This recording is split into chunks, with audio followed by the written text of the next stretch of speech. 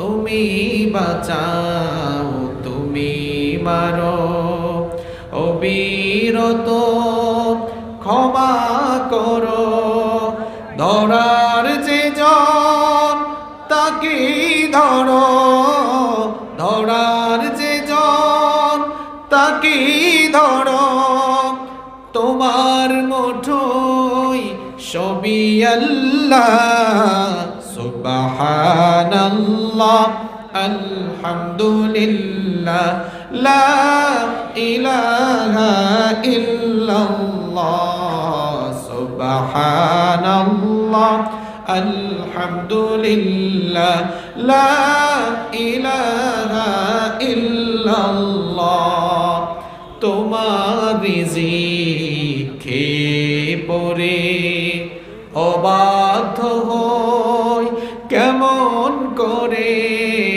তোমার রিজিক খেয়ে পড়ে অবাধ্য হই কেমন করে খোঁজে না পাই কোনো ভাষা খোঁজে না পাই কোনো ভাষা শুকর গুজার করার আল্লাহ সুবহানাল্লাহ আলহামদুলিল্লাহ লা ইলাহা ইল্লাল্লাহ প্রখ্যাত আলেম বিশিষ্ট ইসলামী চিন্তাবিদ হযরত মাওলানা এম হাসিবুর রহমান সাহেব হযরত মাওলানা এম হাসিবুর রহমান সাহেবকে মহাগ্রন্থ আল কোরআন থেকে তাফসীর পেশ করার জন্য আলেম সমাজ কল্যাণ পরিষদের পক্ষ থেকে সবিনয় অনুরোধ করছি। আসসালামু আলাইকুম ওয়া রাহমাতুল্লাহি ওয়া বারাকাতুহু ইন্নাল হামদালিল্লাহিল্লাযী বিনি'মাতিহি তাতিম্মুস সালিহাত الذي علم القرآن وأكرمنا بالإسلام وأنعم علينا بالإيمان نستغفره ونتوب إليه وأشهد أن لا إله إلا الله وحده لا شريك له وأشهد أن سيدنا وسندنا وحبيبنا وطبيبنا وطبيب أرواحنا محمدا عبد الله ورسوله أرسله بالحق بشيرا ونذيرا وداعيا إلى الله بإذنه وسراجا وقمرا منيرا أما بعد فقد قال الله تعالى في كلامه المجيد وفي فرقانه الحميد أعوذ بالله من الشيطان الرجيم بسم الله الرحمن الرحيم إن الله وملائكته يصلون على النبي يا أيها الذين آمنوا صلوا عليه وسلموا تسليما اللهم صل على محمد وعلى آل محمد كما صليت على إبراهيم وعلى آل إبراهيم إنك إنك حميد مجيد اللهم بارك على محمد وعلى آل محمد كما باركت على إبراهيم وعلى آل إبراهيم إنك حميد مجيد ربي زدني علما ربي زدني علما رب اشرح لي صدري ويسر لي أمري واحلل عقدة من لساني يفقه قولي سبحانك لا علم لنا إلا ما علمتنا إنك أنت العليم الحكيم صدق الله سبحان الله الحمد لله لا إله إلا الله বলতে পারবেন না আপনারা বলেন তাইলে সুবহানাল্লাহ আলহামদুলিল্লাহ লা ইলাহা ইল্লাল্লাহ সুবহানাল্লাহ আলহামদুলিল্লাহ লা ইলাহা ইল্লাল্লাহ তুমি বাঁচাও তুমি মারো অবিরত ক্ষমা করো তুমি বাঁচাও তুমি মারো অবিরত ক্ষমা করো ধরার যে জন তাকে ধরো ধরার যে জন তাকে ধরো তোমার মুঠোয় সবই আল্লাহ সুবহানাল্লাহ আলহামদুলিল্লাহ লা ইলাহা ইল্লাল্লাহ সুবহানাল্লাহ আলহামদুলিল্লাহ লা ইলাহা ইল্লাল্লাহ তোমার রিজিক খেয়ে পড়ে অবাধ্য হই কেমন করে তোমার রিজিক খেয়ে পড়ে অবাধ্য হই কেমন করে খোঁজে না পাই কোনো ভাষা খোঁজে না পাই কোনো ভাষা শুকর গুজার করার আল্লাহ সুবহানাল্লাহ আলহামদুলিল্লাহ লা ইলাহা ইল্লাল্লাহ সুবহানাল্লাহ আলহামদুলিল্লাহ লা ইলাহা ইল্লাল্লাহ তোমার দয়ায় মোদের ধরা সারা জাহান তোমার গড়া তোমার দয়ায় মোদের ধরা সারা জাহান তোমার গড়া তোমারই পথে আমার জীবন তোমারই পথে আমার জীবন কবুল করো ওগো আল্লাহ সুবহানাল্লাহ আলহামদুলিল্লাহ লা ইলাহা ইল্লাল্লাহ সুবহানাল্লাহ আলহামদুলিল্লাহ লা ইলাহা ইল্লাল্লাহ সুবহানাল্লাহ, আলহামদুলিল্লাহ, লা ইলাহা ইল্লাল্লাহ।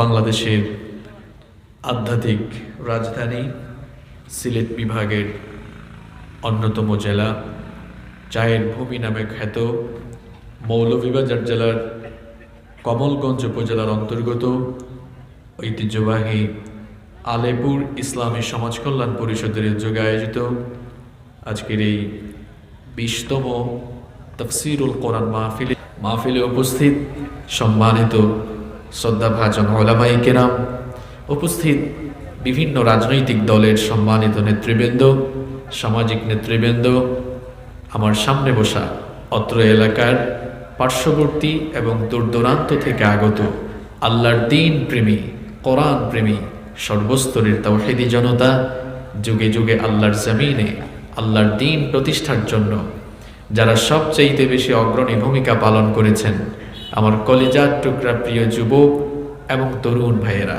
স্কুল, কলেজ, ইউনিভার্সিটি এবং বিভিন্ন মাদ্রাসা পড়ুয়া আমার প্রাণ প্রিয় মেধাবী ছাত্র ভাইয়েরা, ঘরে বসে পর্দার অন্তরায় থেকে যারা শুনছেন, আমার সম্মানিতা মা এবং বোনেরা, উপস্থিত মিডিয়ার প্রিয় কর্মী ভাইয়েরা, প্রশাসনের সম্মানিত ভাইয়েরা, প্রাণ প্রিয় কমলগঞ্জ তথা মৌলভীবাজারবাসী, আপনারা সবাই কেমন আছেন? সবাই ভালো আছেন তো? আলহামদুলিল্লাহ, আমিও আল্লাহর রহমতে ভালো আছি। আমাদের সবাইকে সুস্থতার সাথে বাঁচিয়ে রেখে কোরআনের এই বরকতময় মাহফিলে আসার তৌফিক যিনি দিয়েছেন তিনি কে? যিনি আমাদেরকে এই মাহফিলে আসার সৌভাগ্য দান করেছেন, সেই মহান রবের জন্য হৃদয়ের সবটুকু ভালোবাসা, আবেগ, অনুভূতি উজাড় করে দিয়ে খুশি মনে প্রাণবন্ত আওয়াজে আমরা সবাই কালেমাতুশ শুকর আদায় করে পড়ছি আলহামদুলিল্লাহ। কয়েকজন ভাই একদম বুবার মতো এমনি বসে আছে, এরা আলহামদুলিল্লাহ বলল না। আপনি যে সুস্থতার সাথে বেঁচে আছেন, এই ক্রেডিটটা কি আপনার না আল্লাহ? অনেক মানুষকে আপনি যখন বলবেন কেমন আছেন, বা আপনি সিলেটি আঞ্চলিক ভাষায় যদি বলেন ভাই সাব বালানি, দেখবেন কিছু মানুষ বলে এরকম আছে না নাই? এইসব কি? আপনাকে যিনি সুস্থতার সাথে বাঁচিয়ে রেখেছেন, উচিত ছিল তার প্রশংসা করা। আপনার জবান দিয়ে আল্লাহ আকবার বের হলো না। আল্লাহ তাআলা আপনাকে যে নিয়ামতের সাগরে ডুবিয়ে রেখেছেন, কিয়ামত পর্যন্ত আপনি যদি সাজদায় পড়ে থাকেন, ওই নিয়ামতের আপনি শুকরিয়া আদায় করতে পারবেন না। আল্লাহ তাআলা কোরআনুল কারীমে বলেছেন, ওয়া ইন তাউদ্দু নি'মাতাল্লাহি লা তুহসুহা। আল্লাহ তাআলা বলছেন, বান্দারে, তোমাকে যে আমি কত নিয়ামত দিয়েছি, এই নিয়ামতগুলো যদি তুমি গণনা শুরু করো, গুনতে গুনতে শেষ করতে পারবা না। সুবহানাল্লাহ। বর্তমান বিজ্ঞান অনেক উন্নত এবং অনেক সমৃদ্ধির যুগে প্রবেশ করেছে। বিজ্ঞানের উৎকর্ষ সাধনের ফলে জমিন থেকে সূর্যের ডিস্টেন্স কত তা আমরা জানতে পেরেছি। বিজ্ঞানের কল্যাণে আমরা সাগর মহাসাগরের আয়তন জানতে পেরেছি। কিন্তু বিজ্ঞান যতই উন্নত হয়েছে আর যতই হবে বা ভবিষ্যতে যতই হোক না কেন, বলেন তো পৃথিবীর বিজ্ঞান বা বিজ্ঞানীরা আল্লাহর নিয়ামতগুলো গুনে গুনে কখনো কি শেষ করতে পারবে? পারবে না। কারণ আল্লাহ কোরআনে বলেছেন, লা তুহসুহা, গণনা করতেই থাকবা, করতেই থাকবা, করতেই থাকবা, গুনতে গুনতে গুনতে গুনতে কোনোদিন শেষ করতে পারবা না। আল্লাহু আকবার। কোন নিয়ামতের কথা বলবো? আপনার 3.5 হাত বডির দিকে যদি আপনি তাকান, কি নিয়ামত আল্লাহ দিয়েছেন, কি নিয়ামত আল্লাহ দিয়েছেন, চোখে দেখতে পাচ্ছেন, 2টা চোখ আল্লাহ আপনাকে দিয়েছেন। সুবহানাল্লাহ, কত বড় নিয়ামত। আমার সামনে অনেকগুলো ক্যামেরা আছে। মানব চক্ষুর উপরে গবেষণা চালিয়ে ক্যামেরা আবিষ্কার করা হয়েছে। এই ক্যামেরাগুলোর মধ্যে মেগাপিক্সেল আছে। কি বলেন, আছে না? আপনাদের সবার হাতে স্মার্টফোন আছে না? এই স্মার্টফোনগুলোতে ক্যামেরার মধ্যে মেগাপিক্সেল আছে। এবং এখনকার ইয়াং জেনারেশন কয়েকদিন পর পর তারা ফোন চেঞ্জ করে ফেলে। যখনই নতুন কোনো আপডেট ফোন বাজারে চলে আসে, তখন তারা আপডেট ফোনগুলো কিনে এবং কেনার সময় জিজ্ঞেস করে, ভাই ক্যামেরার মেগাপিক্সেল কত, আপডেট ক্যামেরা চায়। বর্তমানে যে ক্যামেরাগুলো আমরা ইউজ করছি আমরা আমাদের ফোনে, বা যে ক্যামেরাগুলো দিয়ে শুটিং হয়, সর্বোচ্চ কত মেগাপিক্সেলের ক্যামেরা আছে আমি জানি না, তবে লাস্ট 2 ইয়ার্স 2 বছর আগে আমি একটি আর্টিকেলে পড়েছিলাম যে এখনো পর্যন্ত 120 মেগাপিক্সেলের ক্যামেরা আছে যেগুলো দিয়ে শুটিং হয়। আপনি জানলে অবাক হয়ে যাবেন, আমাকে আপনাকে আল্লাহ তাআলা যে চক্ষু দিয়েছেন, এক একটা চোখের ভেতরে আল্লাহ তাআলা 100 আর 200 নয় 576 মেগাপিক্সেল দান করেছেন। সুবহানাল্লাহ। আমি বলেছিলাম কোন নিয়ামতের শুকরিয়া আপনি আদায় করবেন।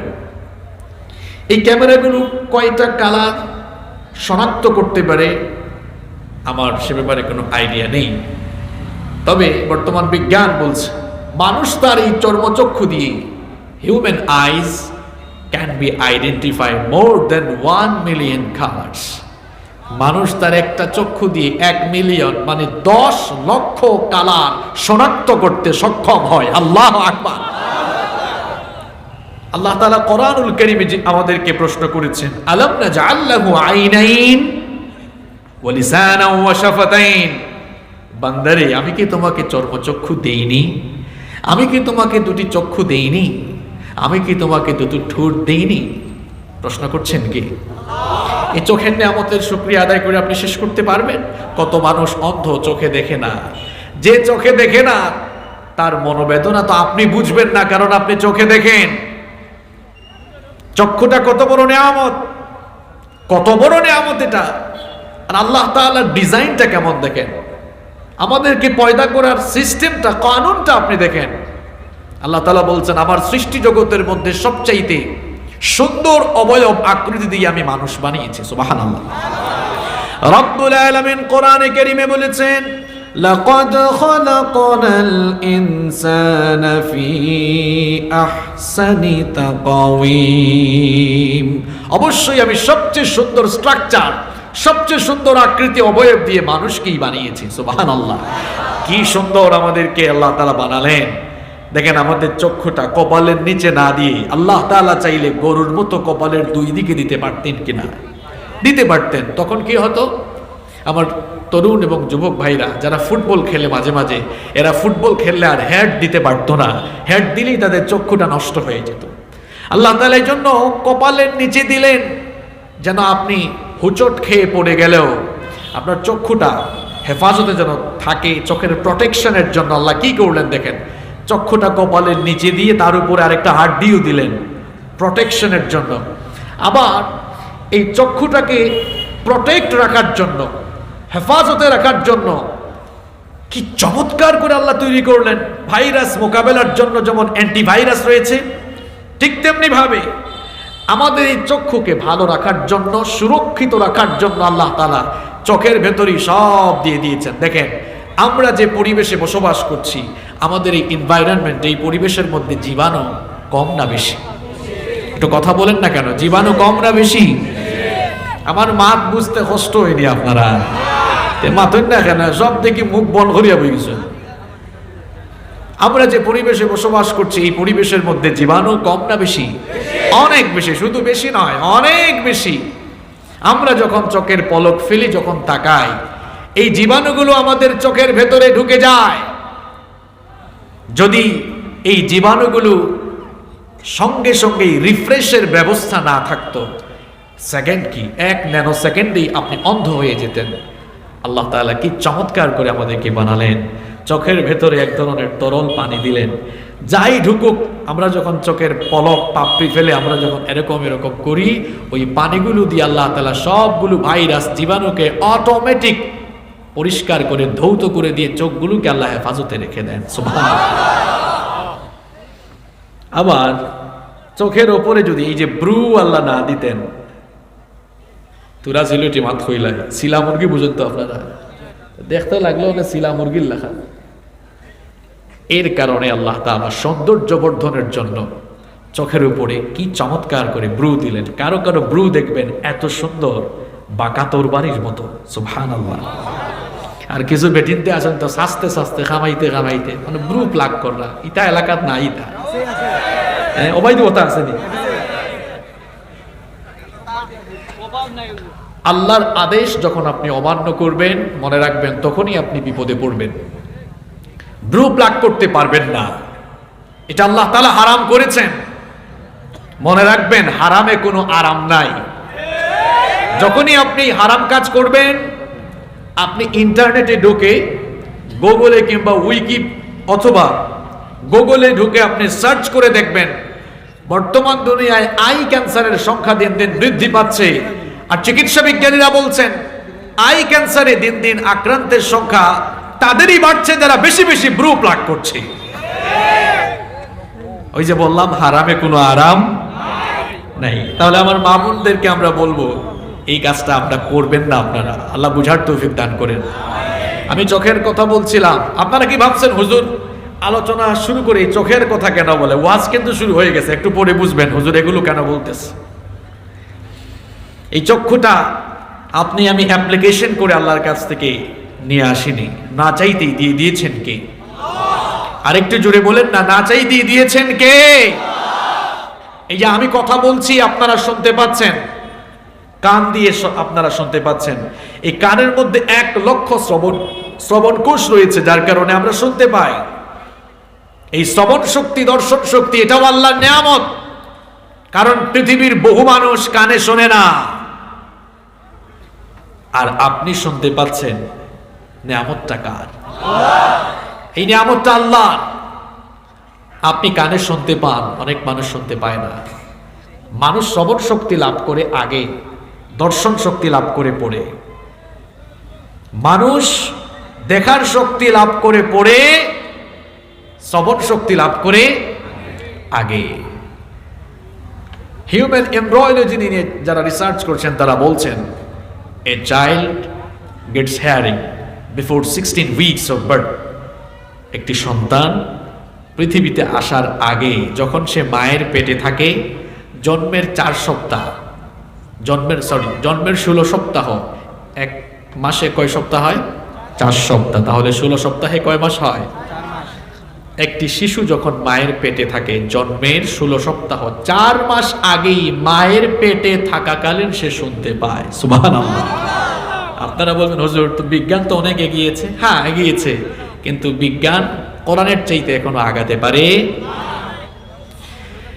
একজন মানুষ যখন মায়ের পেটের ভেতরে থাকে, জন্মের 4 মাস আগে থেকেই সে শ্রবণ শক্তি লাভ করে থাকে। যখন সে তার মায়ের পেটে থাকে, পৃথিবীতে আসার 4 মাস আগ থেকেই সে শ্রবণ শক্তি লাভ করে। বর্তমান বিজ্ঞান এই তথ্য আমাদেরকে কিছুদিন আগে জানিয়েছে। আর আপনার আমার ঘরের ভেতরে আল্লাহর যে কালাম রয়েছে, বিজ্ঞানময় এই গ্রন্থে, সায়েন্টিফিক এই বুক, বিজ্ঞানময় এই গ্রন্থে রব্বুল আলামিন 1500 বছর আগে এই কথা আমাদেরকে জানিয়েছেন। আপনি যদি আল্লাহর কালাম খোলেন তাহলে দেখবেন কোরআনুল কারীমের যত জায়গায় আল্লাহ মানুষের দৃষ্টিশক্তির ব্যাপারে কথা বলেছেন, দৃষ্টিশক্তির বেলায় আল্লাহ বাসার বা আবসার শব্দ ব্যবহার করেছেন। আর যেখানে আল্লাহ তাআলা মানুষের শ্রবণ শক্তির ব্যাপারে কথা বলেছেন, সেখানে সাম শব্দ আল্লাহ ব্যবহার করেছেন। আল্লাহর কালাম খুললে দেখবেন কোরআনের সমস্ত জায়গায় বাসারের আগে সাম শব্দ দেওয়া হয়েছে। যেমন আল্লাহ তাআলা বলছেন ইন্নাস সামাআ ওয়াল বাসারা ওয়াল ফুআদা কুল্লু উলাইকা কানা আনহু মাসউলা। আল্লাহ তাআলা বলছেন ইন্নাস সামাআ ওয়াল বাসারা ওয়াল ফুআদা কুল্লু উলাইকা কানা আনহু মাসউলা। শ্রবণ শক্তি, দর্শন শক্তি, অন্তঃকরণ সবকিছুর ব্যাপারে জিজ্ঞেস করবেন কে? দেখেন এখানে আল্লাহ বাসরের আগে সাম শব্দ দিয়েছেন। অন্য আয়াতে যান ওয়াজআলা লাকুমুস সামআ ওয়াল আবসারা ওয়াল আফইদা। কোরআনের যত জায়গায় যাবেন দেখবেন বাসরের আগে সাম। আধুনিক যুগের সমস্ত মুফাসসিরগণ এই আয়াতগুলোর সায়েন্টিফিক এক্সপ্লেনেশন, বিজ্ঞানসম্মত তাফসীর করেছেন এইভাবে, যেহেতু আল্লাহর কালামের ভেতরে সব জায়গায় বাসরের আগে সাম, দৃষ্টিশক্তির আগে শ্রবণ শক্তির কথা আল্লাহ বলেছেন, তার মানে একজন মানুষ দৃষ্টিশক্তির আগে শ্রবণ শক্তি লাভ করে। আল্লাহু আকবার। তাহলে কোরআন আগে না বিজ্ঞান আগে? কোরআন আগে, বিজ্ঞান পড়ে। বিজ্ঞান কোরআনের কাছে পরিত্যক্ত এবং পুরাতন। বিজ্ঞান, কোরআন না জানা মানুষের কাছে বিজ্ঞান নতুন, কিন্তু কোরআন জানলেওয়ালা মানুষের কাছে বিজ্ঞান পুরাতন। কারণ বিজ্ঞান যত উন্নত, সমৃদ্ধ আর বিকশিত হচ্ছে, ততই বিজ্ঞানের ভিক্ষার ঝুড়ি, ভিক্ষার যে ব্যাগ আছে সেটা বড় করতে হচ্ছে, ভিক্ষার থালাটা বড় করতে হচ্ছে। এর কারণ হলো বিজ্ঞান যখনই যে তথ্য পৃথিবীর সামনে তুলে ধরছে, দেখা যাচ্ছে সেই ইনফরমেশন গুলো আল্লাহ তাআলা আরো ১৫০০ বছর আগে কোরআনুল কারীমে সন্নিবেশিত করে দিয়েছেন। আল্লাহু আকবার। কোরআনুল কারীমে আয়াত আছে কয়টা? কে বলছে ৬৬৬৬? হ্যাঁ, কে বলছে এখানে ৬২০০? এসব ভুল ইনফরমেশন কে শিখিয়েছে আপনাদেরকে? আপনি সূরা ফাতিহা আয়াত কয়টা? ৭টা। এভাবে এক থেকে শেষ সূরা পর্যন্ত প্রত্যেক সূরায় আয়াত কয়টা লেখা আছে না কোরআনে? সব যোগ করে দেখবেন ওই ভাইটাই সঠিক বলেছ, ৬২০০। এই যে ৬০০০-এর বেশি আয়াত রয়েছে। আমি তো কোরআন এবং বিজ্ঞান নিয়ে পড়াশোনা করে, কোরআন এবং বিজ্ঞান নিয়ে পড়াশোনা গবেষণা করা আসা মানুষ। আল্লাহর কালামের ভেতরে প্রায় ১৫০০ আয়াত রয়েছে শুধুমাত্র বিজ্ঞানের ব্যাপারে। সুবহানাল্লাহ। এজন্য বিজ্ঞান নিয়ে পড়াশোনা করে ফুটানি করা যাবে না। যারা এখনো পড়াশোনা করছো, যারা সায়েন্স কিংবা ইঞ্জিনিয়ারিং ডিপার্টমেন্ট নিয়ে পড়াশোনা করো, তোমাদেরকে বলবো বেশি বেশি আল্লাহর কালাম পড়ো, আল্লাহর কোরআন পড়ো। বিবেকের দরজা খুলবে, জ্ঞান ভান্ডার আরো সমৃদ্ধ হবে ইনশাআল্লাহ। আমি চোখের কথা বলছিলাম, এরপরে শ্রবণ শক্তির কথা বলছিলাম। এই নেয়ামতগুলো কার? আরেকটু জুড়ে বলেন না, নেয়ামতগুলো কার? আপনারা ভাবছেন হুজুর চোখ কান এগুলো নিয়ে কথা বলে কেন? 5 মিনিট পরেই বুঝবেন কেন বলতেছি। এই যে আমি কথা বলছি ঠোঁট নাড়িয়ে নাড়িয়ে, কথা বলার শক্তিটাও দিয়েছেন কি?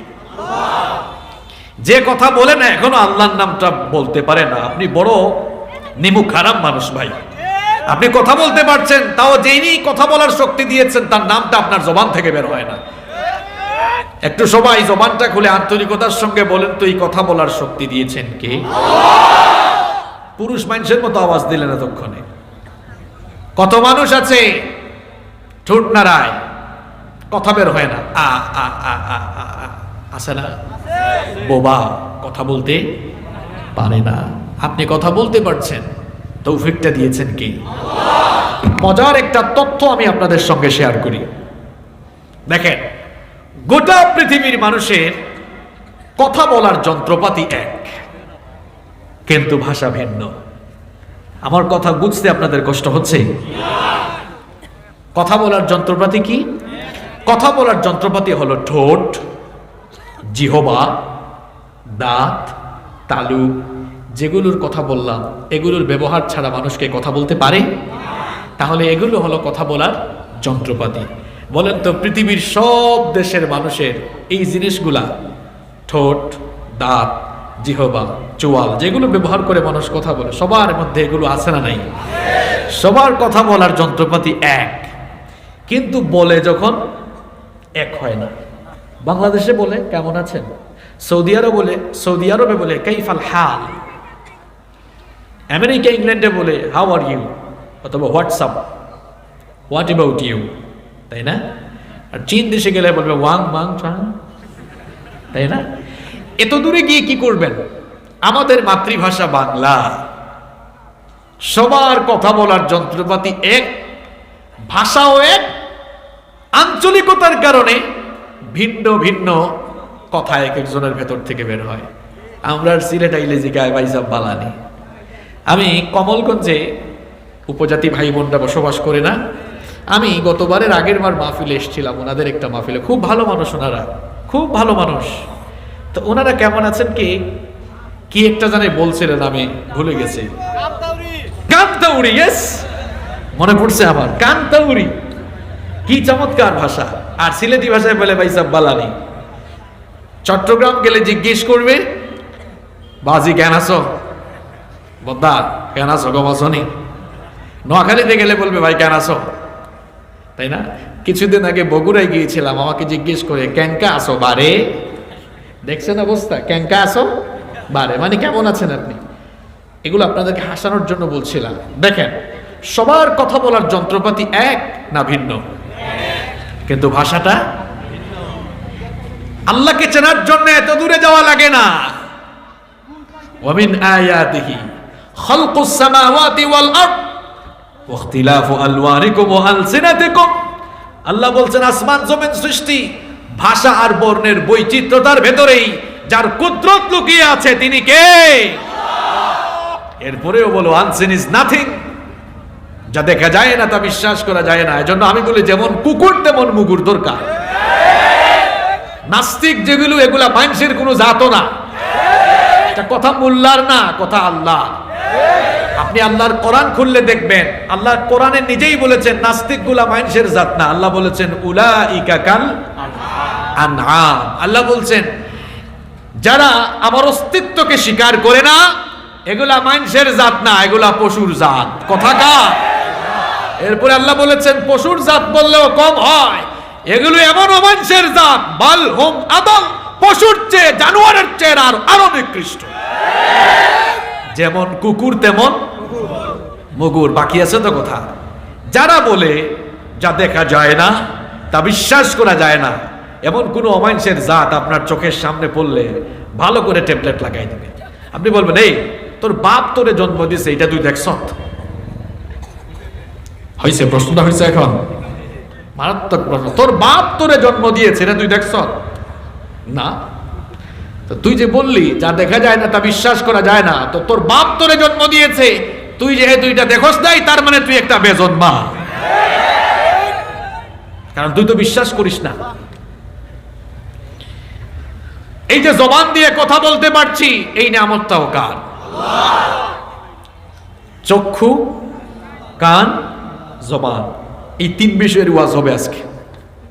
ওয়াজের বিষয় কি? কথা বলেন না কেন? আপনারা বলতেছেন হুজুর এটা কি বিষয় শোনাইলো? যে তিনটা বিষয় বলেছি পৃথিবীতে, এই তিনটা জিনিস দিয়ে গুনাহ হয় সবচেয়ে কম না বেশি? এবার বুঝতে পারছেন এই নিয়ামতগুলো দিয়েছেন কে? আমার যুবক ভাইরা যারা এসছো তোমাদেরকে বলবো এই তিনটা অঙ্গের হেফাজত করলেই ম্যাক্সিমাম গুনাহ থেকে তুমি বেঁচে যাবে। আল্লাহু আকবার। এই জবান আল্লাহ দিয়েছেন, এই জবানের আমরা অপব্যবহার করছি। আর পৃথিবীতে গুনাহের সবচেয়ে বড় ফ্যাক্টরির নাম জবান। সবচেয়ে বড় ফ্যাক্টরির নাম। আপনি বলবেন হুজুর এটা কেমন কথা শোনাইলেন? আজকে গতানুগতিক ওয়াজ হবে না, বিবেক নাড়ানো কিছু কথা বলবো ইনশাআল্লাহ। বুঝে থাকলে না, এখনো তো বুঝেন নাই, মানে আমার কথাটা বুঝে থাকলে একটু আওয়াজ দেন তো। আমি কি বলেছি? পৃথিবীতে গুনাহের সবচেয়ে বড় ইন্ডাস্ট্রি বা ফ্যাক্টরির নাম কি বলছি? জবান। আপনি বলবেন হুজুর এটা কেমন কথা বললেন? আপনি দৈনিক যত গুনাহ কামান সবচেয়ে বেশি গুনাহ হয় এই জবান দিয়া। মানুষ মিথ্যা বলে ঠ্যাং দিয়া না জবান দিয়া? এই কথা বলছেন না কেন? আমি যে কথা বলছি আমি কি বানাই বানাই বলতেছি? আপনাকে বুঝাই দিচ্ছি তো আমি। মানুষ মিথ্যা বলার সময় ঠ্যাং দিয়া কয় না জবান দিয়ে কয়? গীবত করার সময় জবান দিয়ে না ঠ্যাং দিয়ে? চুগলখুরি করার সময় হাত দিয়ে না জবান দিয়ে?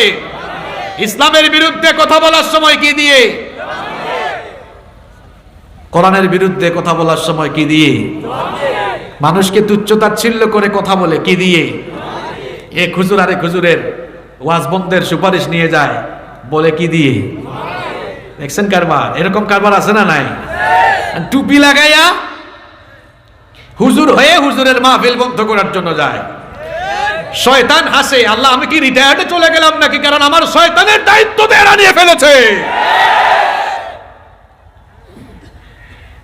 যেই সকল ভাইয়েরা দাড়ি রেখে টুপি লাগিয়ে জুব্বা পরে হুজুর হয়ে আরেক হুজুরের মাহফিল বন্ধের জন্য প্রশাসনের কাছে যান, প্রশাসনের ভাইরাও যেমন হাসে, শয়তানও আপনাদের কর্মকাণ্ড দেখে হাসে। শয়তান বলে আমি কি রিটায়ার্ডে চলে গেলাম নাকি? আমার শয়তানের দায়িত্ব এরা পাইল কেমনে? আছে না নাই? কি আজীব অবস্থা। আজকে ওয়াজ মাহফিলের এই প্যান্ডেলগুলোকে আমরা অপবিত্র বানিয়ে ফেলেছি। উচিত ছিল এখানে বসে কথা বলার সময় হেদায়েতি কথা বলা। আমরা উঠি অমুকের বিরুদ্ধে তমুকের বিরুদ্ধে কথা বলছি, আর পাবলিক লক্ষ লক্ষ টাকা খরচ করছে এই মাহফিলের জন্য। বেনিফিট কি হচ্ছে? কেউ আউলগিরি বাউলগিরি করছে। আউলা বাউলা গান আছে না নাই? কেউ আউল আর বাউলগিরি করছে, কেউ অমুক কাফের তমুক কাফের বলছে। মানুষ লক্ষ লক্ষ টাকা খরচ করে আপনাদেরকে আনে আউলগিরি বাউলগিরি অমুক তমুক কাফের বলার জন্য নয়, বরং মানুষদেরকে আল্লাহর কোরআনের দাওয়াত দেওয়ার জন্য। কিছু বিষয় সিলেক্ট করে নিয়েছে যেগুলা দিয়ে মানুষের মধ্যে খালি ফাসাদ বাড়ানো যায়, আর বিষয় পাও না মিয়া। নামাজের ওয়াজ কোথায় গেল? আখিরাতের ওয়াজ কোথায় গেল? কবরের ওয়াজ কোথায় গেল? চরিত্র গঠনের ওয়াজ কোথায় গেল? জিহাদ ফি সাবিলিল্লাহর ওয়াজ কোথায় গেল? শাহাদাতের ওয়াজ কোথায় গেল? ওয়াজ আর পাও না, খালি মানুষের মধ্যে গ্যাঞ্জাম লাগানোর ওয়াজ করো, ঠিক কি না?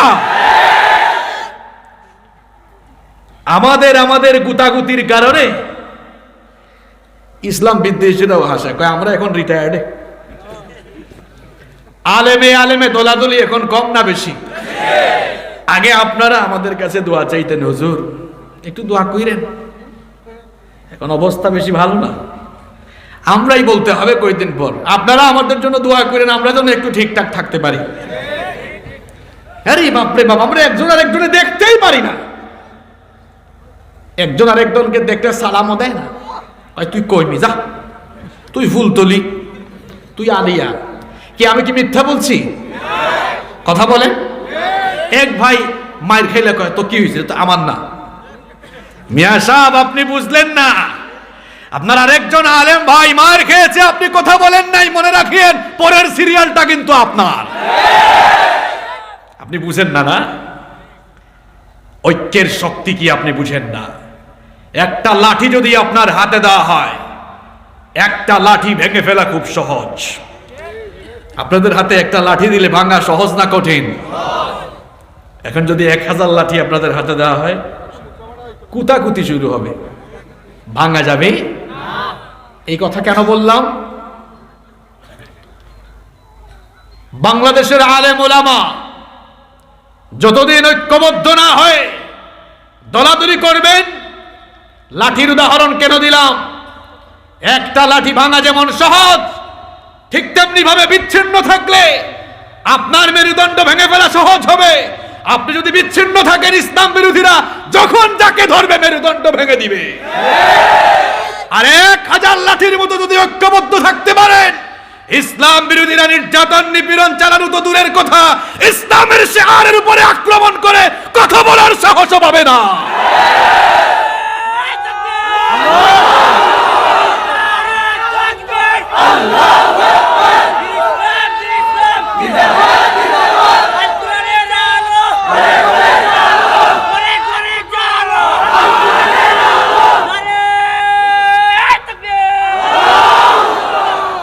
আলেমে আলেমে বিভেদ এখন জালিমে জালিমে দোস্তি।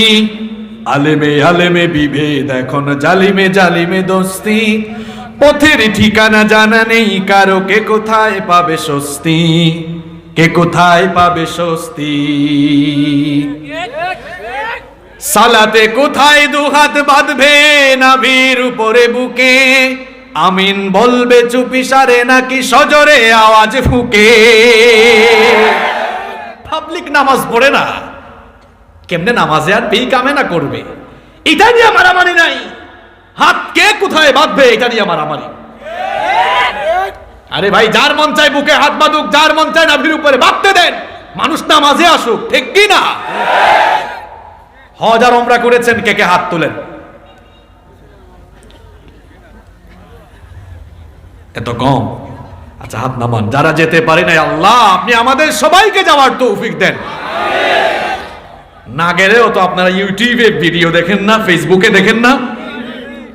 দেখবেন আপনারা হারামাইন শরীফাইনে নামাজ আদায় হচ্ছে, কেউ বুকের উপরে, কেউ নাভির উপরে। আলহামদুলিল্লাহ, আমিও তো একাধিকবার গিয়েছি, অসংখ্যবার মসজিদে হারামে নামাজ পড়েছি, মসজিদে নববীতে আমি নামাজ পড়েছি, নিজের চোখে সেই চিত্রগুলো দেখেছি। কোনো ঠেলাঠেলি আছে? মারামারি আছে? আমাদের দেশে তো ঠেলাঠেলি এমন, এগুলা নিয়ে মসজিদ ভাগ হয়ে গেছে এখন, আছে না নাই? আমার এক ছোট্ট গল্প মনে পড়েছে, আমি কি বলবো?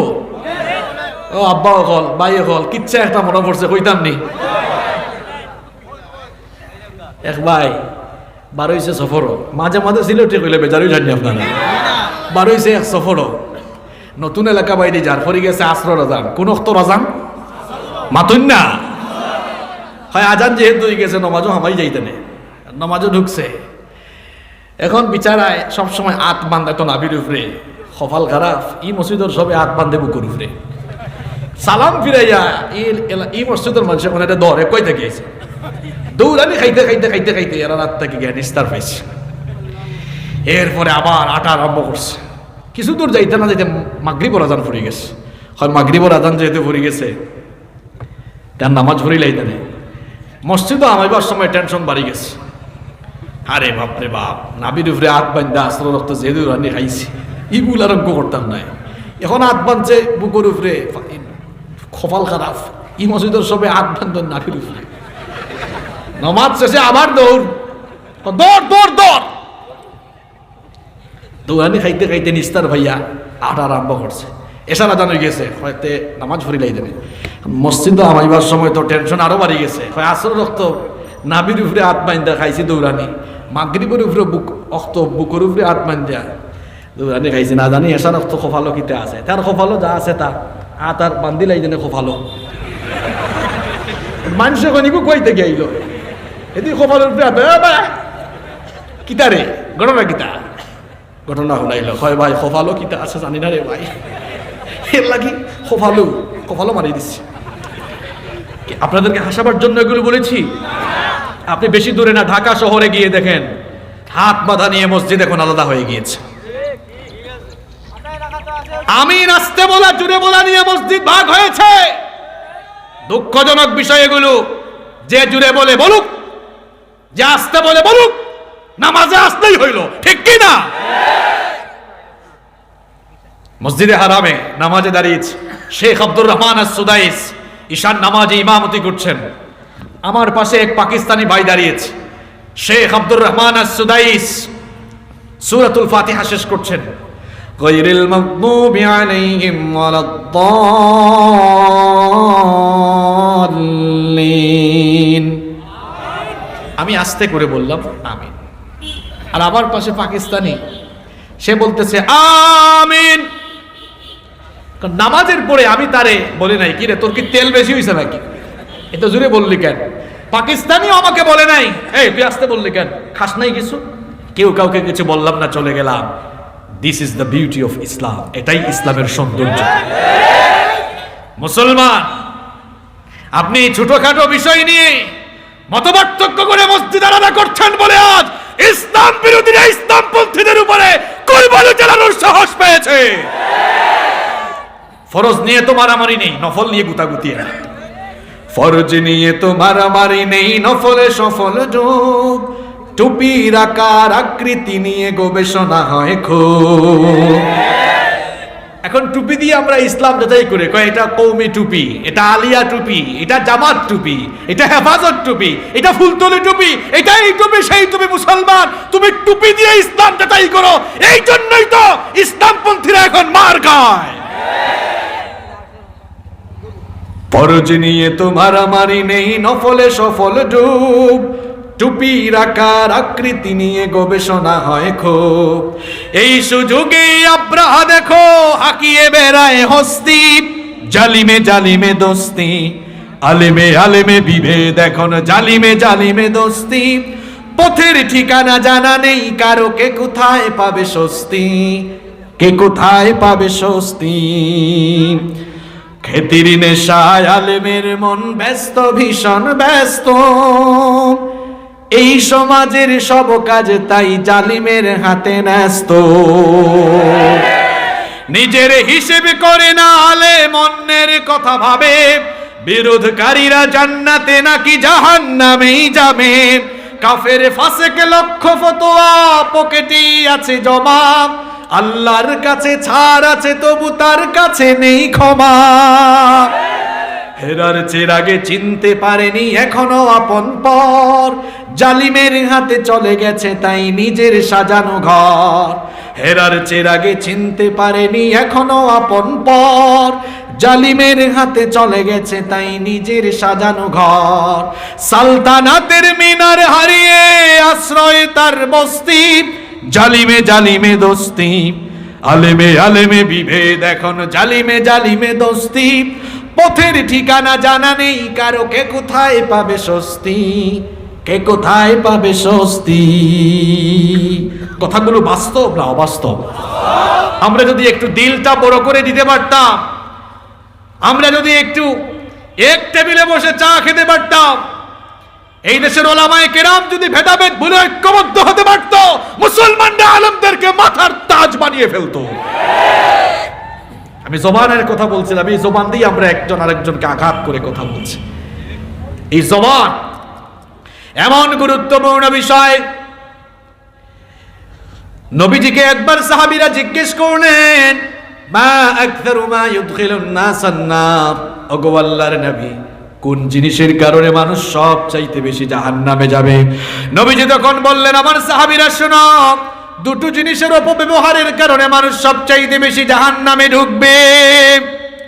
দুটো জিনিসকে যখন মানুষ নিয়ন্ত্রণ করবে না, এই দুটো জিনিসের অপব্যবহার মানুষকে জাহান্নামী বানিয়ে দিবে।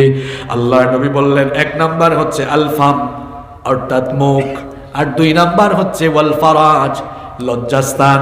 এই দুটো জিনিসের অপব্যবহার যারা করবে তারা জাহান্নামে যাবে।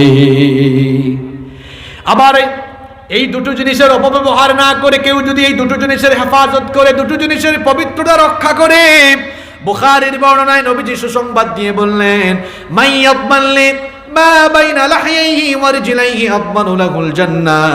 আল্লাহর নবী বললেন, যদি আল্লাহর কোনো বান্দা তার লজ্জাস্থান আর মুখ এই দুটো জিনিসকে যদি হেফাজত করে, কন্ট্রোল করে, পবিত্র রাখে, আমি আল্লাহর নবী বলছি, এই দুটো জিনিসের জিম্মাদারি যারা গ্রহণ করবে, কাল কিয়ামতের দিন আমি নবী নিজেই তাদের জন্য জান্নাতের জিম্মাদার হয়ে যাব। আপনি এটাকে কন্ট্রোল করেন, এই জবানটা কন্ট্রোল করেন। মুআয বিন জাবাল রাদিয়াল্লাহু আনহু নবীজিকে একদিন প্রশ্ন করলেন, ইয়া রাসূলুল্লাহ, পড়েন সাল্লাল্লাহু আলাইহি ওয়াসাল্লাম, নবী গো, কিয়ামতের দিন কি আল্লাহ আমাদের এই জবানের ব্যাপারেও জিজ্ঞেস করবেন? নবীজি বললেন, মুআয, এই জিহ্বাকে কন্ট্রোল করো, কারণ এর অপব্যবহারকারীরা যারা এর অপব্যবহার করবে, আল্লাহ তাআলা কিয়ামতের দিন এগুলোকে উল্টা করে তারপরে জাহান্নামের আগুনে নিক্ষেপ করবেন। নাউযু বিল্লাহি মিন যালিক।